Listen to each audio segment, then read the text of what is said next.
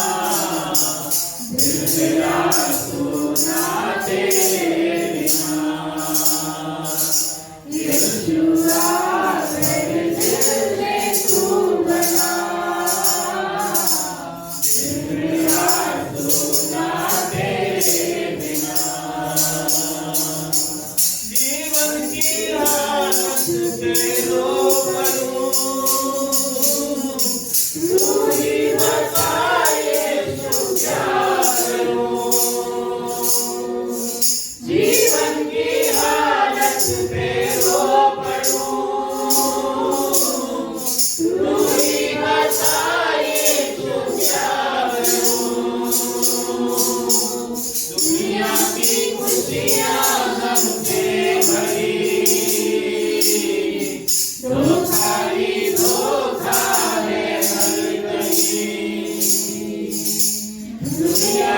खुशियाँ गम से भरी, भारी धोखा है हर कहीं, तेरे अब मैं न पाऊंगा, दुनिया में दिल ना लगाऊंगा, ठोकरे अब मैं न खाऊंगा, दुनिया में दिल ना लगाऊंगा, यीशुआ मेरे दिल में तू बना, दिल मेरा सुना तेरे बिना, यीशुआ मेरे दिल में तू बना, दिल मेरा सुना तेरे बिना, तुझसे अलग जिंदगी नहीं, तुझ में है जीवन की हर खुशी, तुझसे अलग जिंदगी नहीं, तुझ में है जीवन की हर खुशी, अब मैं ना जीवन गवाऊंगा, तेरे लिए ही मैं जीऊंगा, अब मैं ना जीवन गवाऊंगा, तेरे लिए ही मैं जीऊंगा, जो भी खोया तुझ में मैं पाऊंगा, तुझ में मैं आनंद मनाऊंगा, जो भी खोया तुझ में मैं पाऊंगा, तुझ में मैं आनंद मनाऊंगा, यीशुआ मेरे दिल में तू बना, दिल मेरा सुना तेरे बिना,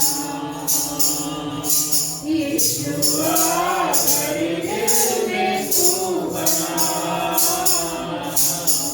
दिल मेरा सुना तेरे बिना, दिल मेरा सुना तेरे बिना, आरज़ू है मेरी तेरा चेहरा देखूं, जुल्फ़े है मेरी तू बढ़े मैं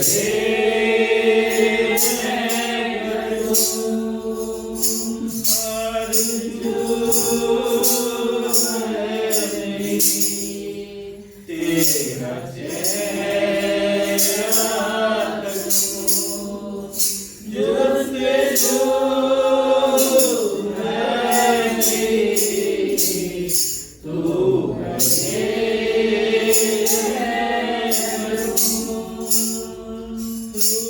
तेरे जो मिले दिल की धड़कन बढ़े, दीपे वक्त चले, आसमां फिर खुले,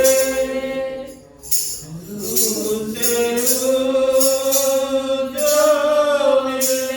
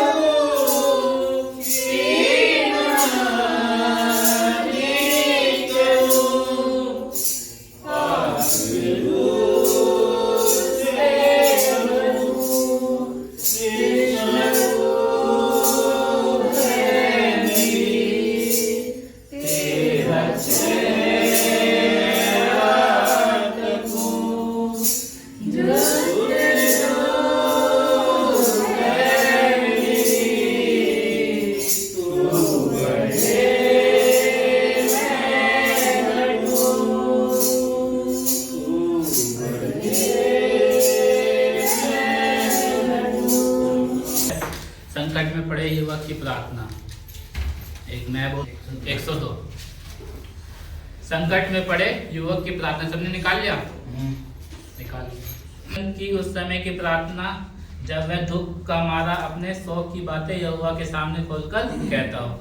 तुम मेरी दुआई तुझ तक पहुँचे मेरे संकट के दिन अपने मुख मुझसे न छिपाए, अपने काम मेरी यहोवा के सुनने मैंने पाड़ा,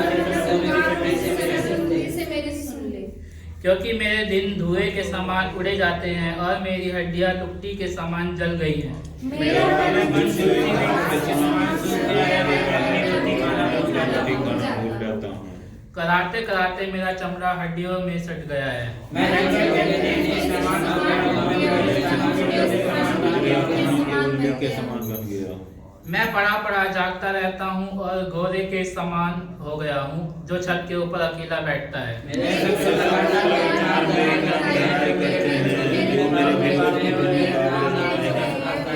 वे मेरा नाम लेकर शपथ खाते हैं।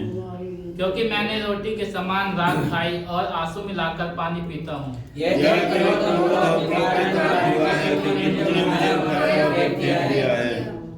मेरी आयु ढलती हुई छाया के समान है और मैं आप घास के समान सूख चला हूँ।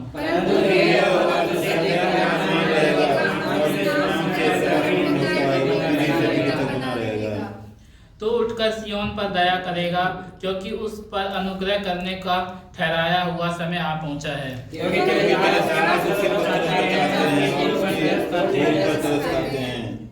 इसलिए जाति जाति यहोवा के नाम का भय मानेंगी और पृथ्वी के सब राजा तेरे प्रताप से डरेंगे।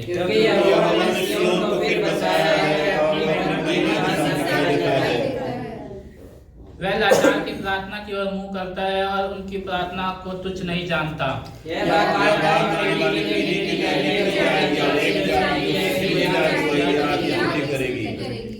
क्योंकि यहोवा ने अपने ऊंचे और पवित्र स्थान से दृष्टि करके स्वर्ग से पृथ्वी की ओर देखा है,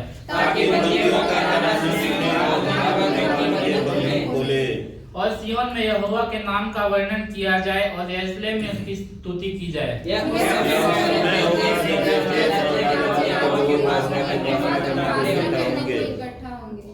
उसने मुझे जीवन यात्रा में दुख देखकर मेरे बल और आयु को घटाया।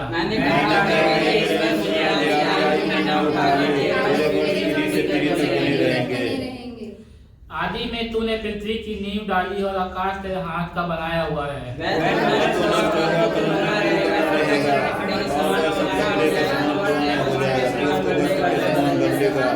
और वो बदल जाएगा, परंतु तू वही है और तेरे वर्षों का अंत नहीं होने का।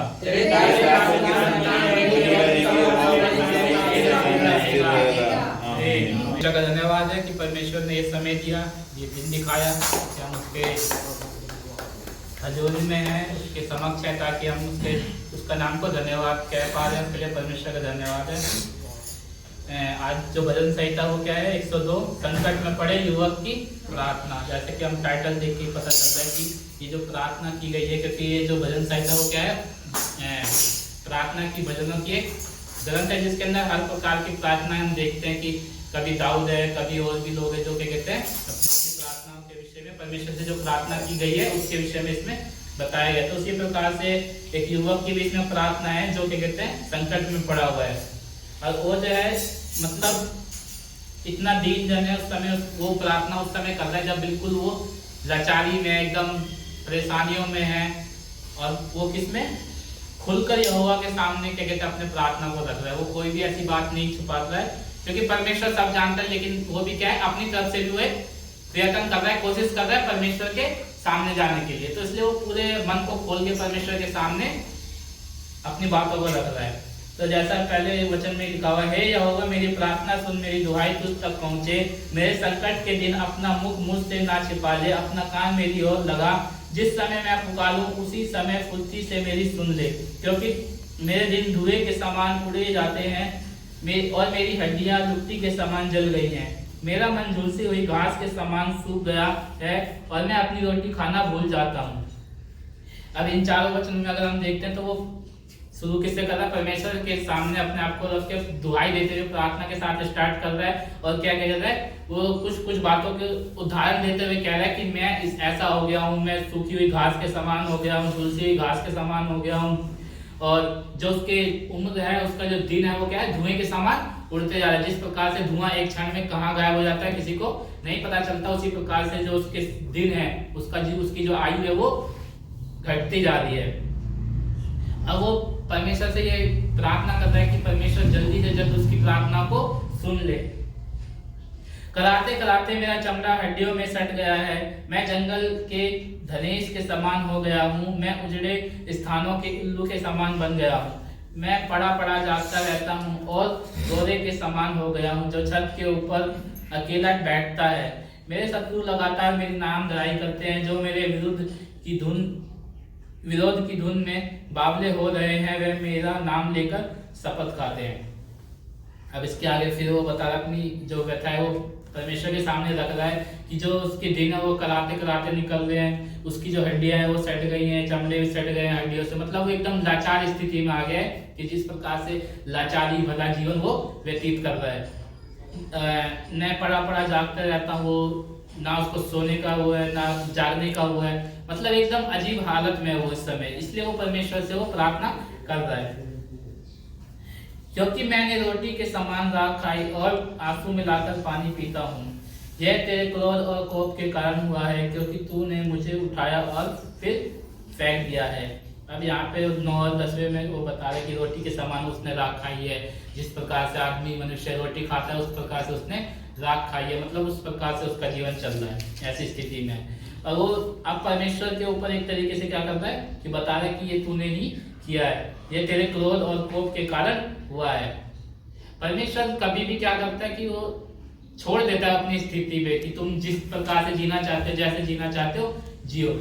अब उसमें उसको पता चल रहा है कि ये क्या है, परमेश्वर के क्रोध के कारण हो रहा है, उसके क्रोध के कारण हो रहा है। लेकिन परमेश्वर तब तक क्रोध नहीं करता, जल्दी से जल्द परमेश्वर क्रोध नहीं करता है, पहले अपने हालत पे छोड़ देता है। जब तक तुम नहीं सुधर रहे हो तब तक वो परमेश्वर देखता है, लेकिन जब हम ज्यादा ही अति कर देते हैं तब जाके परमेश्वर का क्रोध भड़कता है।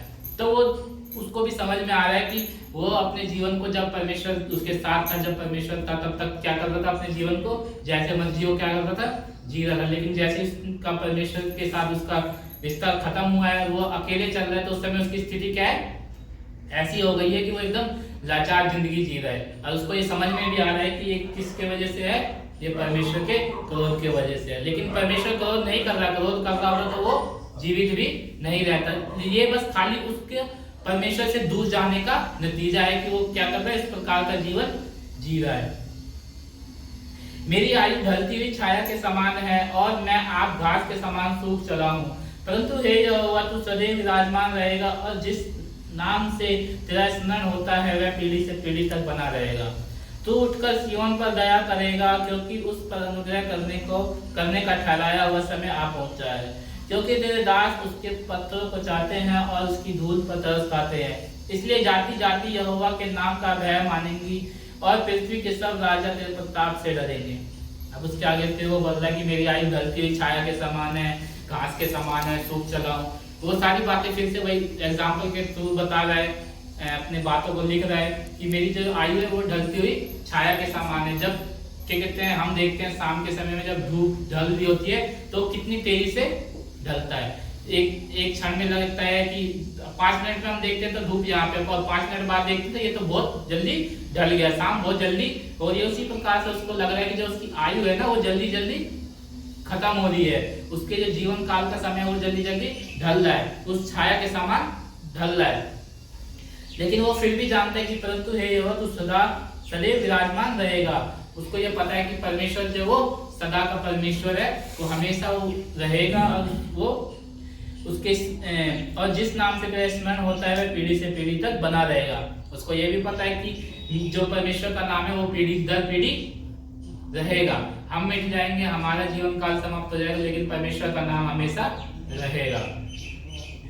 तू उठकर सिय्योन पर दया करेगा, क्योंकि उस पर अनुग्रह करने का ठहराया हुआ समय आ पहुंचा है। अब वो ये जान रहा है, वो बताने की कोशिश कर रहा है कि तू परमेश्वर जो है वो उठकर दया करेगा। सिय्योन पे अपने लोगों के ऊपर दया करेगा। सिय्योन हम जैसे जानते हैं कि वो एक प्रतीक है, एक चिन्ह है, जो क्या कहते हैं परमेश्वर ज्यादातर अपने लोगों के लिए बताते हैं कि सिय्योन पर्वत पवित्रता का एक तरीके से ठहराया गया अपने लोगों के लिए, इसमें इस्तेमाल होता है परमेश्वर के जो लोग हैं उनके लिए। तो वैसे ही वो बोल रहा है कि सिय्योन पर दया करेगा क्योंकि उस पर अनुग्रह करने का ठहराया हुआ समय आ पहुंचा है, और उसके दास भी जो है वो उसको चाहते हैं, इसलिए वो उस पर दया करेगा। इसलिए जाति जाति यहोवा का नाम भय, यहोवा के नाम का भय मानेंगी, और पृथ्वी के सब राजा तेरे प्रताप से डरेंगे। और जितनी भी जाति के लोग हैं, जितने भी मनुष्य हैं, वो सब के सब क्या होंगे, यहोवा के नाम का भय मानेंगी। जब वो समय आ पहुंचेगा, जब वो समय निकट होगा, तो जो भी जाति जाति के लोग हैं वो देखेंगे तो परमेश्वर के नाम का भय मानेंगे, क्योंकि यहोवा ने सिय्योन को फिर बसाया है और वह अपनी महिमा के साथ दिखाई देता है। वह लाचार की प्रार्थना की ओर मुंह करता है और उनकी प्रार्थना को तुच्छ नहीं जानता। अब यहाँ पे 16 और 17 वचन में साफ कह रहा है कि यहोवा ने सिय्योन को फिर बसाया है, वह अपनी महिमा के साथ दिखाई देता है। परमेश्वर अपने लोगों को हमेशा क्या करता है, संभालता है, उसको अपने साथ रखता है, अपने पास रखता है, और जब उनसे दूर हो जाते हैं तब वैसी परिस्थिति आती है। लेकिन जब परमेश्वर उनको बसाता है, फिर से एक चांस देता है, मौका देता है, तो फिर जो है उसकी महिमा जो क्या उसे दिखाई देती है कि ये किस प्रकार से परमेश्वर ने इनके ऊपर महिमा की है। और वो कभी भी क्या है, लाचार की प्रार्थना को क्या है, अनदेखा नहीं करता है, उनकी प्रार्थनाओं को सुनता है, उनकी प्रार्थनाओं को तुच्छ नहीं जानता है। अगर कोई मनुष्य अगर किसी व्यक्ति के सामने अगर प्रार्थना करता है, गिड़गिड़ाता है, तो एक समय पे वो क्या करता है, तुच्छ जान भी लेता है, क्या उस बातों को क्या बोलता है कि ये ऐसे ही कर रहा होगा। लेकिन परमेश्वर के सामने जो की गई प्रार्थना है वो क्या है, कभी भी तुच्छ नहीं गिनी जाती। उसको परमेश्वर हमेशा अपने सामने रखता है, उनकी प्रार्थनाओं को परमेश्वर सुनता है, चाहे हम छोटी सी छोटी प्रार्थना क्यों ना कर रहे हो। अगर हम परमेश्वर से मन में खड़े, अभी मैं मन में खड़े खड़े प्रार्थना करूंगा, वो भी परमेश्वर जानता है, और वो उसको तुच्छ नहीं जानेगा कि इसने मेरे लिए छोटा सा 5 मिनट का प्रार्थना किया, 2 मिनट का प्रार्थना किया, जैसे भी प्रार्थना किया, वो हर एक बातों को सुनता है और उसको तुच्छ नहीं जानता। यह बात आने वाली पीढ़ी के लिए लिखी जाएगी, और एक जाति जो सिरजी जाएगी वही याह की स्तुति करेगी, क्योंकि यहोवा ने अपने ऊंचे और पवित्र स्थान से दृष्टि करके स्वर्ग से पृथ्वी की ओर देखा है, ताकि बंदियों का कराना सुने और घात होने वालों के बंधन खोले। 18, 19, 20 में अब यहाँ पे है, वो परमेश्वर की महिमा कर रहा है, परमेश्वर की बातों को बता रहा है कि जो उसकी बातें वो आने वाली पीढ़ी तक लिखी जाएंगी, आने वाली पीढ़ी तक बातें होंगी, और जो एक जाति सिरजी जाएगी वो किसके लिए होगी, परमेश्वर की स्तुति के लिए होगी। जबकि यहोवा ने अपने ऊंचे पवित्र स्थान से दृष्टि करके स्वर्ग से पृथ्वी की ओर देखा है, और जो भी बंधुआई में, जो भी मुश्किलों में, परेशानियों में, और परमेश्वर को दुहाई देते हैं कि परमेश्वर हमें छुड़ा बचा, परमेश्वर उनके बंधनों को खोलेगा। लेकिन उसके लिए सर क्या है कि हमें उसके लिए प्रार्थना की जरूरत है। प्रार्थना करेंगे, जब हम उससे हम मांगेंगे, तब वो परमेश्वर हमारी सुन के हमको उत्तर देगा। और सिय्योन में यहोवा के नाम का वर्णन किया जाएगा, और यरूशलेम में उसकी स्तुति की जाए। यह उस समय होगा जब देश देश और राज्य राज्य के लोग यहोवा की उपासना करने को इकट्ठा होंगे। और जब ऐसा समय आएगा जब सारे लोग इकट्ठे हो रहे होंगे, उस समय जो सिय्योन में है यहोवा का नाम का वर्णन किया जाएगा, उसके लोगों के बीच में उसके नाम की वाहवाही होगी, परमेश्वर के नाम की महिमा की जाएगी, और यरूशलेम में उसकी स्तुति की जाएगी। उसने मुझे जीवन यात्रा में दुख देकर मेरे बल और आयु को घटाया। मैंने कहा, हे मेरे ईश्वर, मुझे आदि आयु में ना उठा ले, तेरे वर्ष पीढ़ी से पीढ़ी तक बने रहेंगे। अब यहाँ पे फिर से वो अपने विषय में कह रहा है कि उसने मुझे जीवन यात्रा में दुख देकर मेरे बल और आयु को घटाया। परमेश्वर जो है वो कभी भी दुख नहीं देता है, लेकिन क्या है, हम अपनी आशा जब हमारी अभिलाषा होने के चक्कर में क्या होते हैं, पढ़ के अपने आप पे दुख लाते हैं, लेकिन फिर हम सोचते कि नहीं, ये परमेश्वर ही दे कर रहा है, वो कर रहा है। तो उसी प्रकार से वो परमेश्वर पे फिर कह रहा है, लेकिन फिर भी वो कह रहा है कि वो परमेश्वर से फिर प्रार्थना कर रहा है कि मेरे हे ईश्वर, मुझे आदि आयु में ना उठा ले, क्योंकि तेरे जो वर्ष है वो पीढ़ी से पीढ़ी तक है, जो मेरी आयु है उसको कम से कम पूरा होने दे। वो इस प्रकार से प्रार्थना कर रहा है, क्योंकि जिस प्रकार से वो जीवन जी रहा है उस समय जो उसकी स्थिति है, उसको ऐसा लग रहा है कि उसकी जो आयु है वो पूरा नहीं जी पाएगा और आधी आयु में ही वो मर जाएगा। लेकिन परमेश्वर अपने लोगों पे दया करता है, जो भी परमेश्वर के पास जाता है परमेश्वर उन पे दया जरूर करता है। आदि में तूने पृथ्वी की नींव डाली और आकाश तेरे हाथों का बनाया हुआ है। वह तो नष्ट होगा परंतु तू बना रहेगा, और वह सब कपड़े के समान पुराना हो जाएगा। तू उसको वस्त्र के समान बदलेगा और वह बदल जाएगा। जैसे कि हम उत्पत्ति में पढ़ते हैं कि आदि में परमेश्वर ने पृथ्वी की नींव डाली, परमेश्वर ने इसकी रचना की। तो ये सारी चीजें जो हैं ये नष्ट हो जाएंगी, खत्म हो जाएंगी, एक नया सृष्टि बनेगा। लेकिन और परमेश्वर जो इनको एक फटे वस्त्र के समान बदलता रहेगा। परमेश्वर के लिए ये कोई बड़ी बात नहीं है। जिस प्रकार से हम एक फटे कपड़े को क्या करते हैं, देखते कि बदल लेते हैं, दूसरा नया पहनते, तो सोचिए परमेश्वर जिसने इस पूरे संसार को बनाया है तो उसको भी इसको बदलने में ज्यादा समय नहीं लगेगा, तो उस प्रकार से उसको बदल देगा। परंतु तू वही है और तेरे वर्षों का अंत नहीं होने का। तेरे दासों की संतान बनी रहेगी और उनका वंश तेरे सामने स्थिर रहेगा। यहाँ पे 27 और 28 वचन में वो परमेश्वर की महिमा करते हुए बता रहा है कि तेरे वर्षों का अंत नहीं होने का। परमेश्वर का जो समय वो कभी भी खत्म नहीं होगा, वो आदि में भी था और अंत होगा, उसके बाद भी होगा। अभी जो समय चल रहा है इसमें भी परमेश्वर है, आने वाले समय में भी परमेश्वर होगा। और जो परमेश्वर की दास है, जो परमेश्वर के दास है और जो उनकी संतान है, उनका वंश हमेशा परमेश्वर के सामने स्थिर बना रहेगा।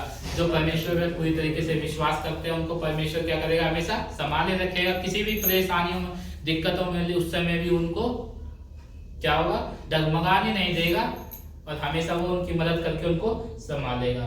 तो इस प्रकार से वो परमेश्वर के साथ अपनी बातों को भी रख रहा है। उसके बाद परमेश्वर की महिमा भी कर रहा है, परमेश्वर की महिमा की बातों को भी बता रहा है। उसके बाद फिर वो अपने जीवन काल के विषय में भी बता रहा है। तो एक ऐसे व्यक्ति की प्रार्थना है जो मतलब अपने आप को सोच रहा है कि वो उसका जीवन काल जो है समाप्त होने वाला है, नष्ट होने वाला है, तो उस समय में वो प्रार्थना कर रहा है। अगर हम सब इस वचन को अपने जीवन पे भी अपनाएं तो ये है कि हम इस स्थिति में ना चले जाएं कि हमको भी ऐसी प्रार्थना की आवश्यकता पड़े। तो इसलिए हमें क्या करना चाहिए, हमें रोज प्रतिदिन अपने जीवन को देखना चाहिए, जांचना चाहिए और उसके बाद क्या करना चाहिए, अपने जीवन को परमेश्वर के समक्ष रखना चाहिए कि जिस प्रकार से तू चाहता है उस प्रकार से मुझे चला, मुझे उस प्रकार से अपने हाथों के नीचे रख, ताकि जब मेरी जीवन आयु है वो तेरे जितना तू चाहता है, जितना तूने मुझे आयु दी है उसके समान चले, ना कि एक ऐसे अविश्वासियों के जैसे कि अगर आज मैं कहीं जाता हूँ, मेरे को एक्सीडेंट हो जाता है, मर जाता हूँ, इसका जीवन इतना ही था। नहीं, ऐसा जीवन हमको नहीं चाहिए।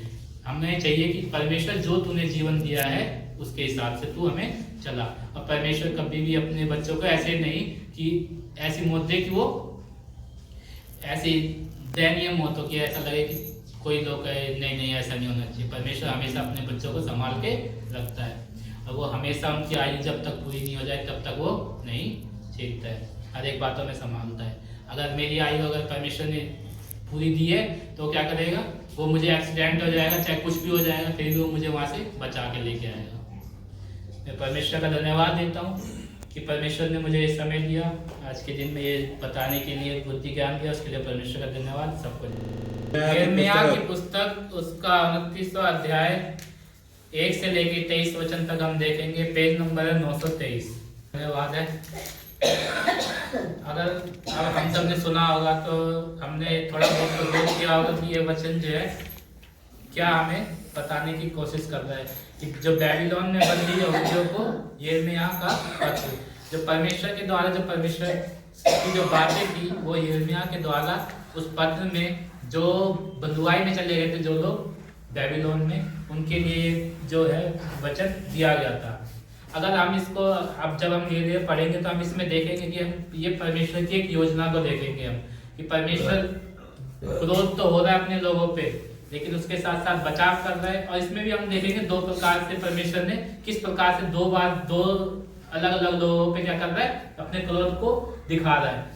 एक ऐसे भी क्रोध है जिसको परमेश्वर, क्रोध तो है उनके ऊपर, उन मनुष्य, उन व्यक्तियों के ऊपर परमेश्वर क्रोध है, लेकिन उनको क्या करता है, बंधुआई में डाल के और एक तरीके से उनको सेफ कर रहा है कि वहां तक जा रहे और वहां पे वो क्या कर रहे हैं, अपने जीवन को ठीक तरीके से परमेश्वर की दया से कि वो व्यतीत कर रहे हैं। लेकिन उसी की जगह जिनको परमेश्वर ने बंधुआई में नहीं भेजा है और वो सोच रहे हैं कि हम अच्छा जीवन जी रहे हैं, परमेश्वर उनके विषय में क्या कह रहा है कि उनके ऊपर वो किस प्रकार से मुसीबतें डालने वाला है, तो हम ये भी देखेंगे।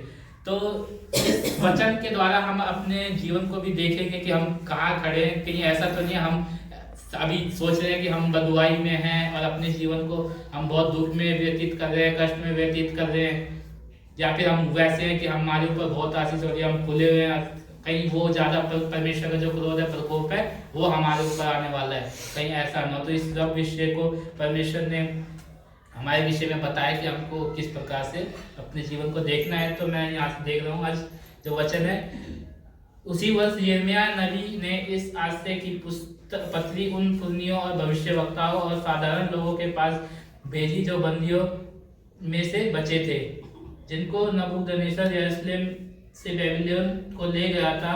यह पत्री उस समय भेजी गई जब यकोन्याह राजा और राजमाता खोजे यहूदा और यरूशलेम के हाकिम लोहार और अन्य कारीगर यरूशलेम से चले गए थे।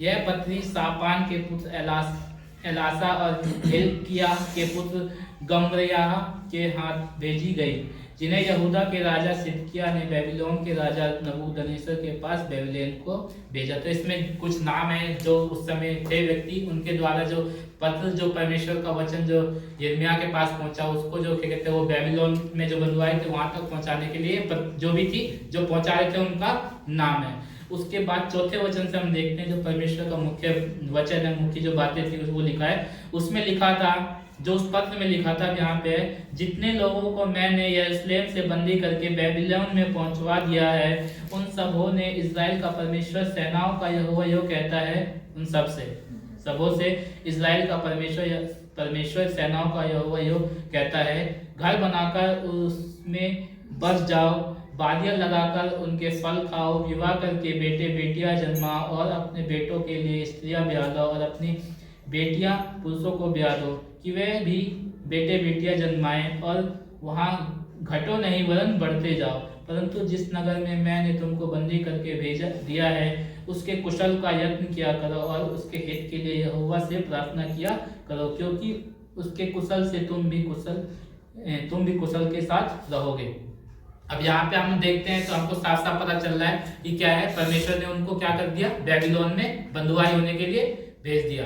कि जब परमेश्वर किसी के हाथ में सौंपता है तो परमेश्वर उनसे क्रोधी रहा होगा, ये हम सबको पता है, तभी जाके उनको क्या किया, परमेश्वर ने उनके हाथों में सौंप दिया कि जाओ अब तुम बंधुआई वाला जीवन जियो। लेकिन परमेश्वर वहां पे भी उनके क्या कर रहा है, भलाई के लिए, उनके सुख सुविधा के लिए बता रहा है कि तुम इस प्रकार से अपने जीवन को व्यतीत करो। उस वहां पे अगर हम जब देखते हैं, जब वो बेबीलोन में होते हैं और जब बंधुआई में होते हैं, उस समय उनका जीवन कैसा होता है, वो आराम से वहां पे मतलब जीवन व्यतीत कर रहे होते हैं, इतना कष्ट नहीं होता उन पे। लेकिन परमेश्वर बता रहे, क्रोध होते हुए भी उनको एक आशा दे रहा है कि आप वहां जाओ, तुम लोग वहां पे अपने जो भी वहां के लोग हैं उनके साथ अपना संबंध बनाओ, वहां पे रहो, वहां पे अपनी जमीन को बारियां लगाओ और अच्छे से अपने जीवन को व्यतीत करो। तो ये दिखा रहा है कि परमेश्वर पे क्रोध है, लेकिन फिर भी परमेश्वर ने उनको वहां पे भी अकेला नहीं छोड़ा, वहां पे भी उनकी सहायता मदद कर रहा है, किस प्रकार से उनको अपने जीवन को व्यतीत करना है। और साथ में ये भी कह रहा है कि तुम वहां जहां रह रहे हो उस नगर के लिए भी क्या करो, प्रार्थना करो, वहां के लोगों के लिए भी कुशल की बातें करो, क्योंकि अगर वो कुशल रहेंगे, वहां का अगर वहां पे जो लोग हैं वो अगर अपने जीवन को सही से जी रहे होंगे, तभी जो ये बंधुआई के रूप में गए ये भी अपने जीवन को उस स्टैंडर्ड के हिसाब से, उस सुख सुविधा के हिसाब से जी सकेंगे। तो उसके लिए भी वो प्रार्थना के लिए बोल रहे हैं, क्योंकि इजराइल का परमेश्वर सेनाओं का यहोवा तुमसे यो कहता है कि तुम्हारे जो भविष्य वक्ता और भावी कहने वाले तुम्हारे बीच में हैं, वे तुमको बहकाने ना पाए, और जो स्वप्न वे तुम्हारे निमित्त देखते हैं उनकी ओर कान मत धरो, क्योंकि वे मेरे नाम से तुमको झूठी भविष्यवाणी सुनाते हैं। मैंने उन्हें नहीं भेजा, मुझ यहोवा की यह वाणी है।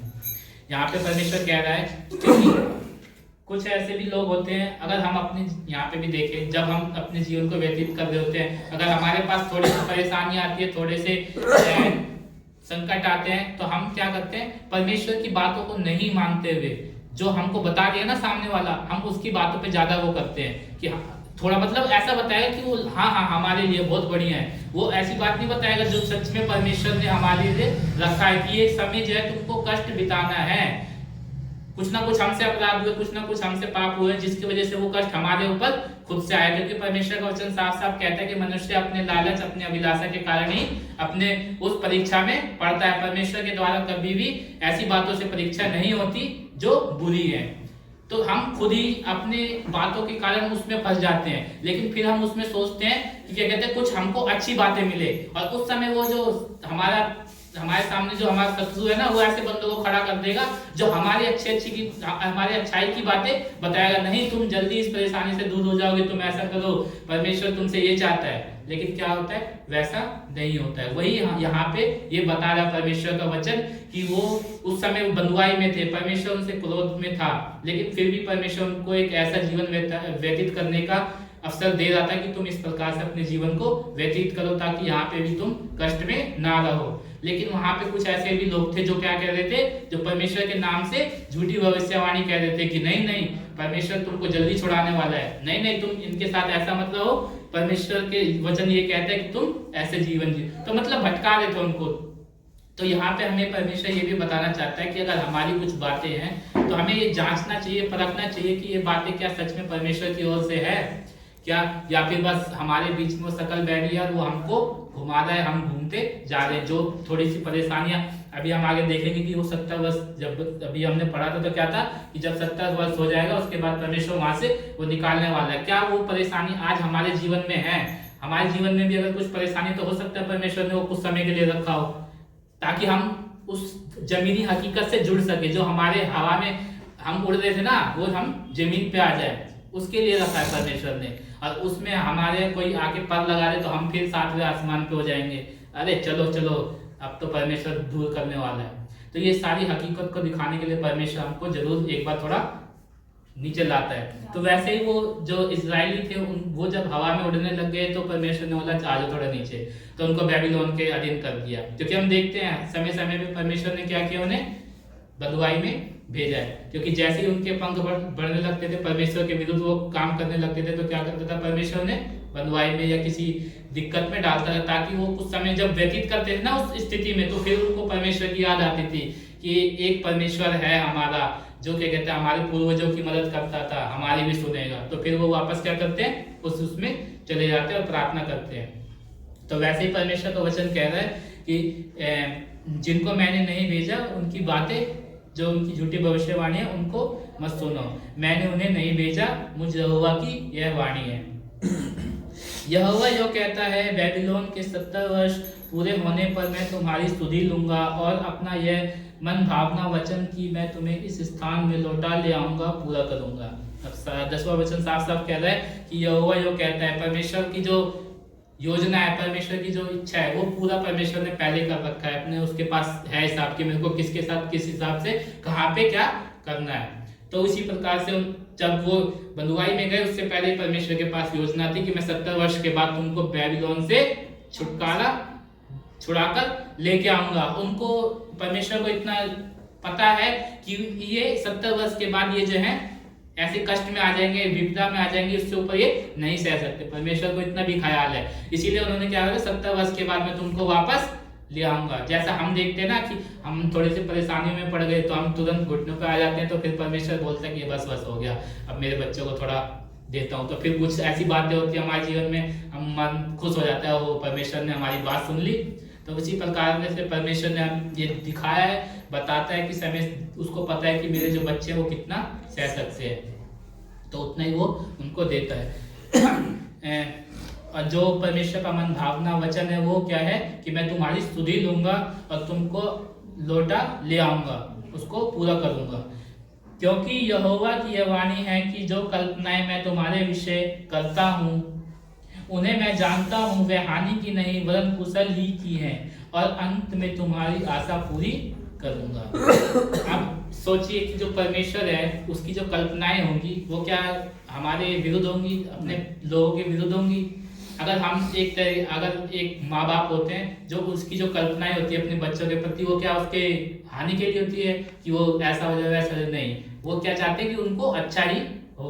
वो कुछ भी जो कल्पनाएं करते हैं, योजनाएं बनाते हैं, वो अच्छाई वाली बनाते हैं। अगर एक माँ बाप है तो वो क्या सोचता है कि मेरा बच्चा जो है मुझसे ज्यादा पढ़ लिख ले, मुझसे ज्यादा काबिल बन जाए, मुझसे ज्यादा होनहार हो।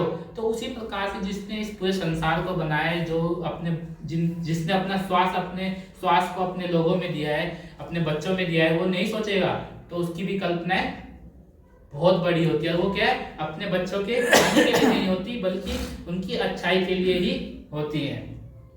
और जब वो उनको पूरा करने पे होता है तो वो जो हमारी इच्छाएं हैं, जो हमारी आशाएं हैं, वो पूरी होती हैं। जिस प्रकार से एक माँ बाप है, एक बच्चे की मन की इच्छा है कि ये कहते हैं, अब वो बड़ा हो रहा है, जैसे मान लीजिए कि अब कोई बच्चा है, उसको अच्छा, छोटा बच्चा ही मान लीजिए, खिलौना लेना है, उसकी इच्छा है मेरे को ये खिलौना मिल जाए। माँ बाप को नहीं पता कि इसको खिलौना अच्छा लगता है तो वो ला के देगा।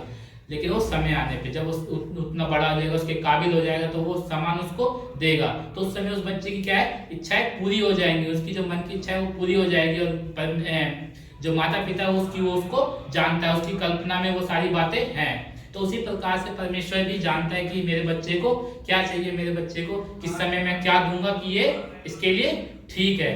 तो उसीलिए परमेश्वर ने यहाँ पे कहा है कि तुम्हारे विषय करता है, कि जो कल्पनाएं मैं तुम्हारे विषय करता हूँ उन्हें मैं जानता हूँ, वे हानि की नहीं वरन कुशल ही की हैं, और अंत में तुम्हारी आशा पूरी करूंगा। तब उस समय तुम मुझको पुकारोगे और आकर मुझसे प्रार्थना करोगे और मैं तुम्हारी सुनूंगा। और जब वो समय आएगा कि अगर बच्चे को पता चल जाता है कि मम्मी पापा ये दिलवाने वाले, तो वो और कितना खुश हो गया और बड़ी यत्न से कोशिश करता है कि जल्द से जल्द वो मिल जाए। तो वो बोलता है, अरे मम्मी जल्दी दिलवाओ, पापा जल्दी दिलवाओ, बोलता है ना। हम सब जब हम भी थे तो हम भी ऐसे करते हैं। तो उसी प्रकार से जो परमेश्वर के जो लोग हैं उनको जब दिखने लगती है वो आशा, तो वो और थोड़ा घुटने पे आके प्रार्थना करते हैं कि जल्द से जल्द हमको मिल जाए। अगर परमेश्वर ने दिखा दिया कि क्या कहते हैं, अब परमेश्वर ने अपने भविष्यवक्ता को भेजा कि तुमको बेबीलोन से छुटकारा मिलने वाला है, तो उनके लोग कितने खुश हो जाएंगे, इतने सालों से हम यहाँ पे बंधुआई में हैं, परमेश्वर हमें छुड़ाने वाले। तो क्या करेंगे, और यत्न के साथ उसका प्रयास करेंगे और यत्न के साथ वो प्रार्थना में लग जाएंगे। और जब वो ऐसा करेंगे तो परमेश्वर उनकी सुनेगा। तुम मुझे ढूंढोगे और पाओगे भी, क्योंकि तुम अपने संपूर्ण मन से मेरे पास आओगे। और जब वैसा होगा, जब वो, क्योंकि जब ढूंढने निकला तो पूरी मन से ही निकला होगा, क्योंकि आधे मन में था तब तक वो क्या था, बंधुआई में था। जब तक आधे मन में था, जब तक बच्चा आधे मन में था, तब तक उसने अपने माता पिता से नहीं मांगा। जब उसने मांगा तो पूरे मन के साथ मांगा। उसी प्रकार से जो बेबीलोन में बंधुआई लोग थे इस्राएल, वो जब तक आधे मन में थे तब तक बंधुआई में थे। जब उनको पता चल गया कि परमेश्वर हमें निकालने वाला है, तो क्या करेंगे, और यत्न के साथ उसको ढूंढेंगे, उनसे प्रार्थना करेंगे परमेश्वर से कि अब तो हमें जल्द से जल्द यहाँ से निकाल। और वो क्या होगा, आधे मन से नहीं होगा, पूरे मन से होगा।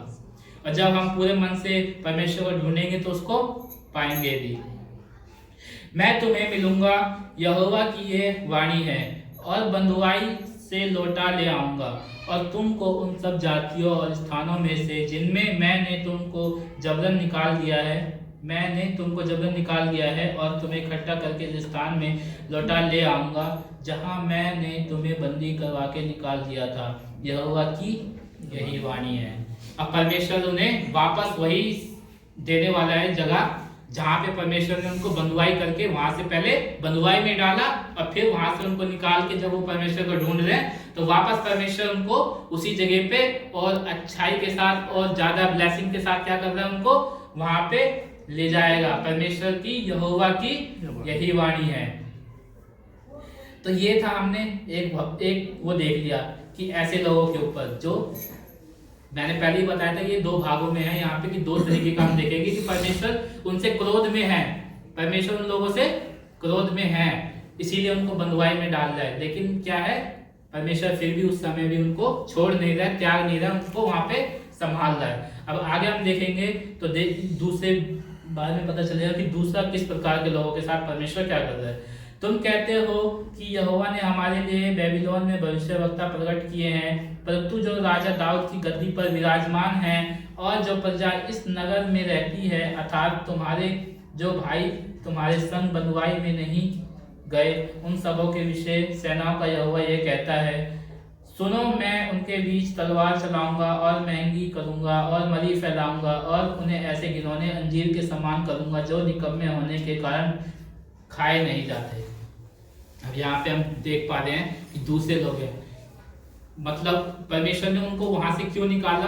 क्योंकि जो कहीं वो जो लोग थे जो बंधुआई में गए, कहीं वो भी इनके जैसे ना हो जाए।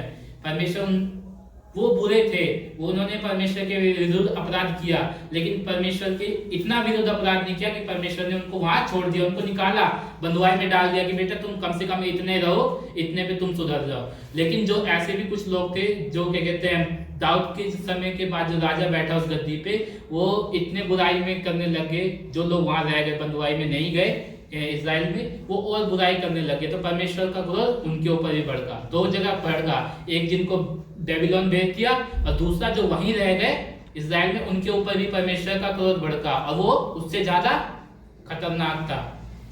क्योंकि वहां पे क्या है, तलवार चलाऊंगा, मतलब आपस में युद्ध होंगे, मरी फैलाऊंगा, और क्या होगा, महंगी होगी, हर प्रकार से परमेश्वर जो वहां सोच रहे थे कि हम तो, उनके मन में ये भी आया होगा कहीं ना कहीं, अगर वो वहां रह गए हैं, बंधुआई में नहीं गए, तो उनके मन में ये आया होगा कि देखो हम तो इतना वो करते थे, लेकिन फिर भी हम बंधुआई नहीं गए, बच गए। परमेश्वर ने बोला रुको रुको कुछ समय भी हो, तो उनके ऊपर भी आया फिर, और जब वो बंधुआई में नहीं गए तो परमेश्वर ने उनके ऊपर भी उससे ज्यादा दंड का वो दिया। वो ऐसे अंजीर के जैसे हो गए जो खाए नहीं जाते। अगर हम अंजीर के फल को देखते तो खाने के लिए कितना मस्त लगता है, ठीक ठाक लगता है, अच्छा लगता है, लेकिन परमेश्वर ने उनको ऐसा बना दिया कि कोई भी एक मनुष्य ऐसा हो गया जिससे कोई भी बात नहीं करना चाहे, इस तरीके का आदमी बना दिया। अगर हम देखते हैं, दो इंसान को देखते हैं, एक ठीक है और एक थोड़ा बेकार है, तो हम किससे बात करना ज्यादा अच्छा करेंगे? जो अच्छा होगा, और जो बुरा होगा उससे हम हाथ भी नहीं मिलाएंगे और शकल भी नहीं देखेंगे और बोलेंगे नहीं नहीं ये बुरा आदमी, इससे बात नहीं करना है। तो परमेश्वर ने उन लोगों को ऐसा बना दिया जो वहां बंधुआई में नहीं गए थे, इज़राइल में ही थे, उनको ऐसा बना दिया कि कोई लोग उसको देख के भी उनसे बातें ना करे, और जो परमेश्वर का क्रोध है वो तो उनके ऊपर भड़क ही रहा था। मैं तलवार, महंगी और मरी लिए हुए उनका पीछा करूंगा, और ऐसा करूंगा कि वे पृथ्वी के राज्य राज्य में मारे मारे फिरेंगे, और उन सब जातियों में जिनके बीच में उन्हें जबरन कर दूंगा, उनकी ऐसी दशा करूंगा कि लोग उन्हें देखकर चकित होंगे और ताली बजाएंगे और उनका अपमान करेंगे और उनकी उपमा देकर श्राप दिया करेंगे। अब यहाँ पे भी दो तरीके का दिख रहा है हमको। एक ऐसे लोग जो बंधुआई के रूप में बेबीलोन में गए, उनके ऊपर परमेश्वर ने उनको ऐसा मदद किया, सहायता किया कि वहां पे जाके वो फलवंत होने के काम कर रहे थे। लेकिन एक ऐसे लोग थे जो बंधुआई में नहीं गए, और वो परमेश्वर के क्रोध उनके ऊपर जब भड़का तो वो राज्य राज्य चाहे कहीं पे भी भाग के जाएंगे, तो वहां पे भी वो क्या कर रहे हैं? श्राप ले जाने का काम कर रहे हैं। परमेश्वर क्या बोल रहे हैं? मैं उनका पीछा ऐसा करूंगा कि जहां जहां ये जाएंगे वहां वहां भी ये सारी चीजें उनके पीछे चलती रहेंगी, और जो वहां के लोग होंगे वो उनका उपमा देंगे, उनको हंसी ठट्टे में उड़ाएंगे, उनका मजाक करेंगे, ऊपर से उनको ऊपर से क्या करेंगे? श्राप देंगे। और जो पहले वाले लोग थे जिनको परमेश्वर ने बंधुआई में ले गए थे, वहां पे वो जाके क्या करेंगे? दाख की बालियां उगाएंगे, अच्छा जीवन व्यतीत करेंगे, भले ही बंधुआई में है लेकिन फिर भी वो क्या है? परमेश्वर के हाथ के नीचे है, और वो उस जीवन को, अच्छे जीवन को वहां पे बिता रहे होंगे। क्योंकि जो वचन मैंने अपने दास भविष्यवक्ताओं के द्वारा उनके पास बड़ा यत्न करके कहला भेजा, उनको उन्होंने नहीं सुना, यहोवा की यही वाणी है। जो परमेश्वर ने वचन भेजा, मैंने शुरू में ही कहा था कि क्या कहते हैं, जब समय ठीक चल रहा होता है, थोड़ा खराब हो जाता है, तो उस समय हमको भटकाने के लिए कुछ लोग आते हैं जो हमारी अच्छाई करके और हमारी अच्छाई बता के हमको और भटका देते हैं। उसी प्रकार से जब परमेश्वर ने अपने भविष्यवक्ताओं को भेजा, अपने लोगों को भेजा कि क्या कहते हैं, परमेश्वर की ये वाणी है, परमेश्वर क्रोध है तुम पे ये है, लेकिन उन्होंने नहीं माना, तो परमेश्वर ने भी फिर उनको छोड़ दिया। इसलिए हे सारे बंदियों जिन्हें मैंने यरूशलेम से बेबीलोन को भेजा है, तुम उसका यह वचन सुनो। अब परमेश्वर का वो वचन उनके लिए जो बेबीलोन में बंधुआई के रूप में गए थे यरूशलेम से। कोलाया का पुत्र अहाब और मसेयाह का पुत्र सिदकिय्याह, जो मेरे नाम से तुमको झूठी भविष्यवाणी सुनाते हैं, उनके विषय इज़राइल का परमेश्वर सेनाओं का यहोवा यूं कहता है, सुनो, मैं उनको बेबीलोन के राजा नबूकदनेस्सर के हाथ में कर दूंगा, और वह उनको तुम्हारे सामने मार डालेंगे। डालेगा। अब ये उन लोगों के लिए बता रहे हैं कि जो बदुआई में गए थे उनके लिए कि भैया ये जो 2 लोग हैं ये मेरे नाम से तुम्हारे बीच में भविष्यवाणी नहीं कर रहे। अगर ये जो भी कर रहे हैं वो अपने हिसाब से कर रहे हैं, अपने हिसाब से प्रचार कर रहे हैं। तो ये हमको भी जानने की जरूरत है कि कौन परमेश्वर के तरफ से अपने बात को रख रहा है, कौन परमेश्वर का वचन हम तक पहुंचा रहा है। कहीं ऐसा तो नहीं कि वो अपनी जो उपजाई हुई बातें वो हमारे जीवन में बो के चला गया और हम उन बातों को मानने के चक्कर में उस रास्ते पे चल दिए। परमेश्वर और हमारा रिश्ता ऐसा होना चाहिए कि वो परमेश्वर हमसे बात करे। अगर कुछ बताता भी है तो परमेश्वर का वचन के द्वारा हमारे जीवन में आएगा। ऐसा भी नहीं है कि क्या कहते हैं केवल परमेश्वर के लोग ही आते हैं, शैतान भी वचन के साथ आता है, वो भी हमको भटकाता है। लेकिन परमेश्वर ने हमें बुद्धि दी है। परमेश्वर ने क्या कहा है कि तुम अपनी समझ का भी सहारा लिया करो ताकि क्या हो, परीक्षा में ना पड़ो। तो इसीलिए हमको अब परमेश्वर से वैसी बुद्धि मांगनी है, वैसा ज्ञान मांगना है कि परमेश्वर ये क्या आपकी तरफ से है, ये जो हमारे बीच में बोला जा रहा है, ये जो बताया गया है, क्या आपने हमें दिया है। परमेश्वर उसका उत्तर जरूर देगा। अगर है तो हमको लेना चाहिए, नहीं है तो हम परमेश्वर के हाथों में उसको सौंप दें। और परमेश्वर कह रहे हैं उन लोगों से जो यरूशलेम से बेबीलोन को गए थे कि मैं उन दोनों को नबूकदनेस्सर के हाथ में कर दूंगा, वह उनको तुम्हारे सामने मार डालेगा। सब यहूदी बंदी जो बेबीलोन में रहते हैं उनकी उपमा देकर यह श्राप दिया करेंगे, यहोवा तुझे सिदकिय्याह और आहाब के समान करे जिन्हें बेबीलोन के राजा ने आग में भून डाला।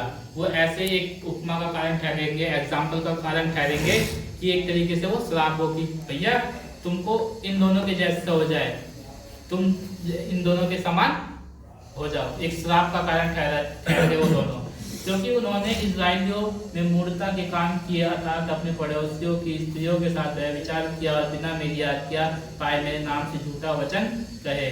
इसका जानने वाला और गवाह मैं आप ही हूँ, यहोवा की यही वाणी है। वो कह रहे हैं कि उन्होंने जितने भी बुरे काम थे उन्होंने सारे किए, उसके बाद भी वो क्या कर रहे हैं, मेरे नाम से जाके झूठा प्रचार कर रहे हैं जो मैंने उनको आज्ञा नहीं दी। इसीलिए हमको ये तैयार रहना चाहिए कि भैया परमेश्वर हमें आज्ञा दे रहा है, हमको अगर दे रहा है तो हमको जाना चाहिए, हमको सुनाना चाहिए, नहीं दे रहा तो हमको रुक जाना चाहिए। परमेश्वर अगर कहता है कि भैया अभी तुम्हारा समय नहीं है, रुको, रुक जाओ। परमेश्वर कहता है कि अब तुम्हारे लिए समय है, जाओ सुनाओ। ऐसा ना हो कि हम केवल अपना टाई वाई लगाए, तैयार हो गए, सूट वूट डाले, नहीं मैं भी पास्टर बनूंगा, मैं बिशप बनूंगा, आर्क बिशप बनूंगा। बनते रहो भैया दुनिया में, लेकिन जिस दिन परमेश्वर अगर तुम्हारे ऊपर वो होगा फिर तुम उसको सहने के योग्य नहीं रहोगे, तुम भी एक श्राप का कारण बन जाओगे, जिस तरीके से यहाँ पे ये दोनों बन गए। इसीलिए हमको हमेशा हर एक पल हर एक क्षण अपने जीवन को टटोलना है, देखते रहना कि भैया क्या कहते हैं, सच में हम इस लायक हैं अभी, या हम गलती पे गलती करे जा रहे हैं, गलती पे गलती करे जा रहे हैं। कहीं ऐसा ना हो कि परमेश्वर का क्रोध हमारे ऊपर भड़क जाए। और हमें कभी ये भी नहीं सोचना चाहिए कि आज हम परेशानी में हैं, हम दिक्कतों में हैं, तो क्या है परमेश्वर का हाथ हमारे ऊपर से दूर हो गया है। क्योंकि परमेश्वर का वचन साफ साफ, मैंने नहीं कुछ वचन बताया, परमेश्वर का वचन यहाँ साफ खुद कर रहा है। आपने भी पढ़ा होगा, परमेश्वर से वो आप बात कीजिएगा, प्रार्थना कीजिएगा, परमेश्वर आपको खुद बताएगा। ना मैंने इसमें लिखा है ना कुछ किया, परमेश्वर ने जो मुझे बताया मैंने आपको बता दिया। जितना ज्ञान परमेश्वर ने मुझे दिया मैंने बता दिया। आपको हो सकता है इससे ज्यादा ज्ञान दे, इसके विषय में कुछ और बताए, तो इसलिए हमें क्या हमेशा करना है, परमेश्वर से प्रार्थना करते रहना है। उसी के अनुसार अगर हम चलेंगे तो अपने जीवन को सही ढंग से जी पाएंगे। तो इस प्रकार से हमको अपने जीवन को व्यतीत करना है, नहीं तो हम क्या होंगे, बैकस्लाइड होते जाएंगे और हमको लगेगा कि हमारे जीवन में कुछ नहीं हो रहा है और हम वहीं पे पड़े रहेंगे। तो मैं इसके साथ अपनी एक छोटी सी बस गवाही देता हूँ, क्योंकि मैं जब ये वचन पढ़ रहा था तो मैंने देखा था कि आप सब ने देखा होगा, मैंने सितंबर अक्टूबर में जब लास्ट बार एक बार प्रीचिंग किया था, परमेश्वर ने जो दिया था मैंने बताया, उसके बाद मैं पीछे हो गया कि भैया मेरे को अभी नहीं, क्योंकि मैं उस समय इतना सोचने लग गया था। अब मैं उस समय सच में अपने मन से कुछ बोल सकता था, बता सकता था, परमेश्वर ने हो सकता है क्या हो उस समय रोक दिया। तो मैं परमेश्वर का धन्यवाद देता हूँ, क्योंकि उस समय मैं अपनी बुद्धि का ही कुछ कुछ बोलता, परमेश्वर की तरफ से जो आया वो नहीं बोलता, तो परमेश्वर ने उससे रोका। और जब मैं एक समय में ऐसा आया नवंबर दिसंबर के समय में, इतना टेंशन हो गया था, मन इतना वो हो गया था दुखी कि भैया क्या होगा क्या नहीं होगा, क्योंकि सब अभी जब पिछले संडे को ही गवाही दे रहे थे सबके सब काम वाम को ले, तो इतना दुखी भी हो गया था। नवंबर में एक समय ऐसा आया था कि मैं खुद ही बोल रहा था कि यार ऐसा काम ऐसा समय आ गया कि अब दूसरों से मांगने भी पड़ते हैं। तो वो सारी बातें थी, तो परमेश्वर ने शायद हो सकता है उस समय मेरे को रोक दिया। लेकिन अभी दिसंबर की बात है, 1 या 2 दिसंबर की बात है, ऐसी मैं सो रहा था उस समय। और ऐसा भी है कि 1-2 साल से जो चल रहा है उसमें क्या है, मैं अपने जीवन को ऐसा देख रहा था कि भाई रात के 2 बजे 3 बजे ये नहीं देखता था कि जग रहा हूँ, बस बिना किसी मतलब के भी जगे रहा हूँ, चल रहा है। और सोता था 5 बजे 6 बजे, जब सुबह हो जाता 7 बजे सब उठते थे, सब सोने जाता था, 11 बजते थे, ऐसे चल रहा था। लेकिन परमेश्वर ने फिर मेरे मन में वो शांति डाली। 1 या 2 तारीख की बात है दिसंबर में, ऐसे मैं कुछ सोच रहा था, तो मैं देखा कि भाई 8 बजे 9 बजे मेरे को नींद आ रही है एकदम तगड़ी वाली। मैं सोया तो परमेश्वर, अब मुझे पूरा ध्यान नहीं है, लेकिन परमेश्वर ने क्या है, एक सफेद रंग का कुछ दिखा। परमेश्वर ने उस पे वो मेरा हाथ रखा सर पे, अब हाथ दिखाता मेरे को, बस इतना ध्यान है, और सफेद सर। उस दिन से मैंने देखा कि अब 8 बजते 9 बजते 10 बजे तक मैं एकदम सो जाता हूँ। परमेश्वर ने उस टेंशन से निकाला, उसके लिए भी मैं परमेश्वर का धन्यवाद देता। तो वही जब ये वचन में कहते हैं, अभी तक मेरी कोई तैयारी नहीं थी, तो हो सकता है मैं आज भी, क्योंकि दिसंबर में मैंने नहीं दिया था तो आज भी नहीं देता, लेकिन जब मैं आज सुबह नहा के धो के तैयार हुआ तो परमेश्वर ने मुझे ये वचन दिया कि किस प्रकार से हमको अपने जीवन को व्यतीत करना। भले ही परमेश्वर के साथ हम हैं तो वो परेशानी में रख सकता है, हम परेशानी में हो सकते हैं, लेकिन परमेश्वर क्या करता है उस समय भी हमको संभालता है। तो ये सारी बातों के लिए मैं परमेश्वर को धन्यवाद देता हूँ। आगे परमेश्वर सबको इसका जो भी और अनुग्रह के द्वारा बताना चाहे परमेश्वर सबको बताए। सबको जय मसीह की।